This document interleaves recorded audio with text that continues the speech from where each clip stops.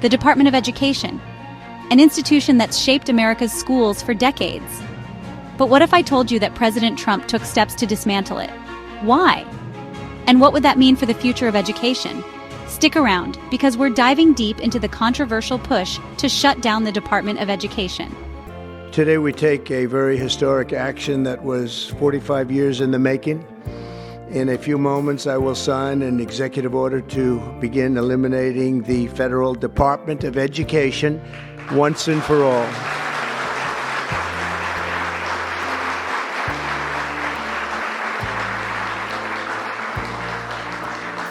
The story of the Department of Education goes way back, further than most people realize. In 1867, President Andrew Johnson created a cabinet-level Department of Education. But within just a year, Congress decided it wasn't necessary and downgraded it to an Office of Education. And for over a century, it functioned under various cabinet departments.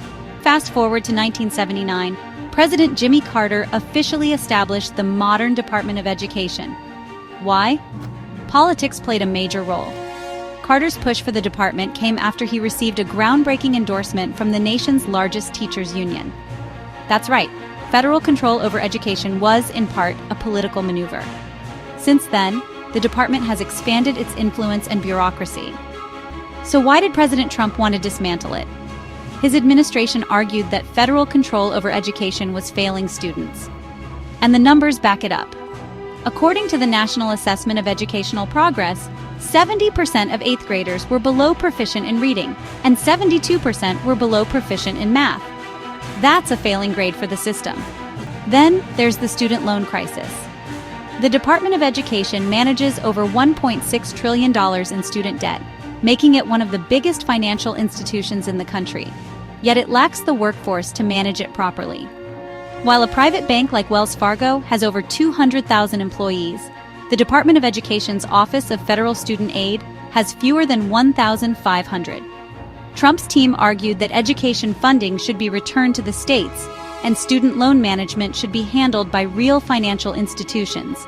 Under Trump's proposed plan, the Secretary of Education would take the steps necessary to close the department and return authority to states and local communities. Federal education funds would still be distributed, but with tighter regulations. Programs promoting controversial diversity and gender policies would be cut. Not surprisingly, this plan sparked a heated debate. Supporters said this would free families from an outdated and failing system.